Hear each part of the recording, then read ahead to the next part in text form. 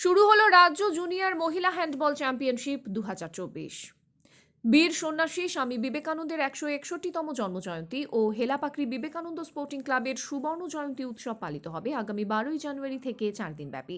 তারই অঙ্গ হিসেবে পশ্চিমবঙ্গ রাজ্য হ্যান্ডবল অ্যাসোসিয়েশনের উদ্যোগে এবং জলপাইগুড়ি জেলা হ্যান্ডবল অ্যাসোসিয়েশন ও বিবেকানন্দ স্পোর্টিং ক্লাবের পরিচালনায় রবিবার থেকে শুরু হলো 19তম রাজ্য জুনিয়র মহিলা হ্যান্ডবল চ্যাম্পিয়নশিপ 2024।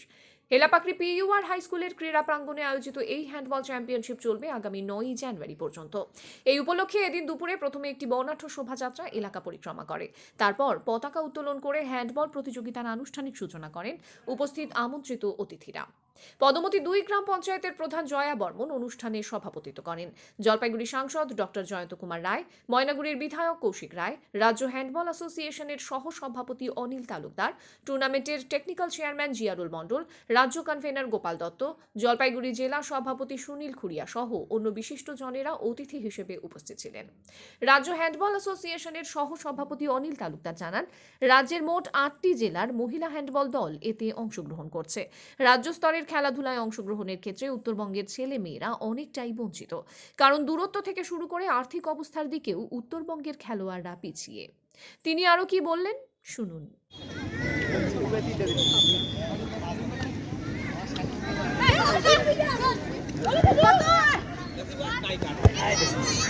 বিদ্যালয়ের নাম সংলগ্ন মাঠ পিইউআর। এর আগেও আমি এসেছিলাম 1913 সালে। আমাদের জেলা লেভেলে একটি খোখো প্রতিযোগিতা হয়েছিল, এখানে খুব সুন্দরভাবে অনুষ্ঠিত হয়েছিল, কিন্তু প্রচণ্ড বর্ষা ছিল সেদিন, মাঠ কাদায় পূর্ণ ছিল।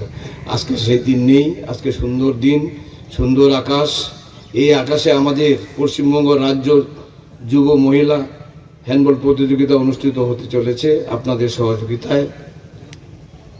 আমরা জানি, আমি মঞ্জুলের মুখে শুনেছি, আজকের এই যে রাজ্য লেভেলের অনুষ্ঠান অনুষ্ঠিত হতে চলেছে তার পিছনে সম্পূর্ণভাবে সহযোগিতা করছে স্থানীয় বিবেকানন্দ ক্লাব।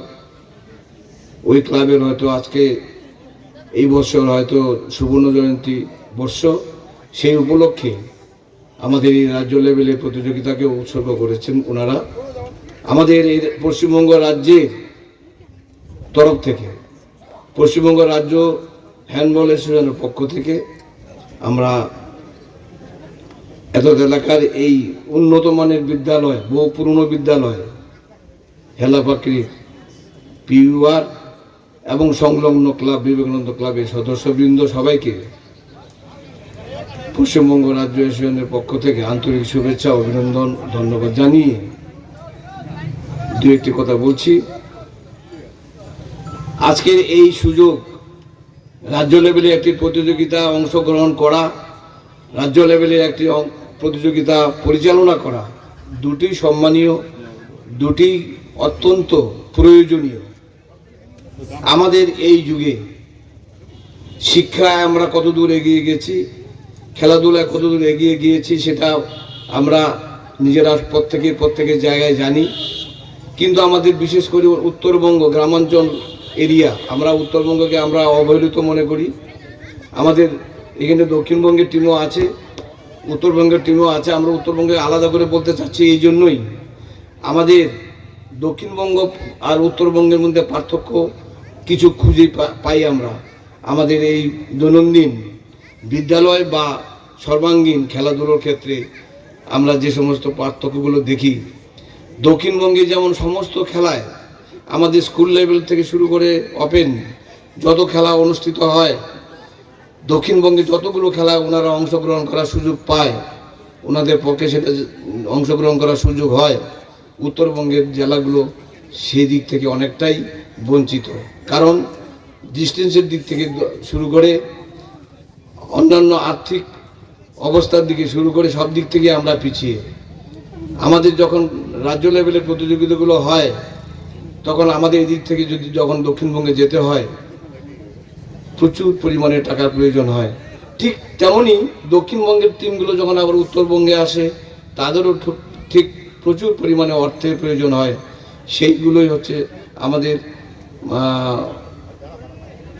বড় বড় অর্থাৎ বিশেষ রাজ্য লেভেলে অংশগ্রহণ করার পক্ষে খুব কষ্টদায়ক। আমরা যেহেতু অংশগ্রহণ করতে সক্ষম হই না সব খেলায়, সেই জন্য আমাদের ছেলেমেয়েগুলো বঞ্চিত হয়।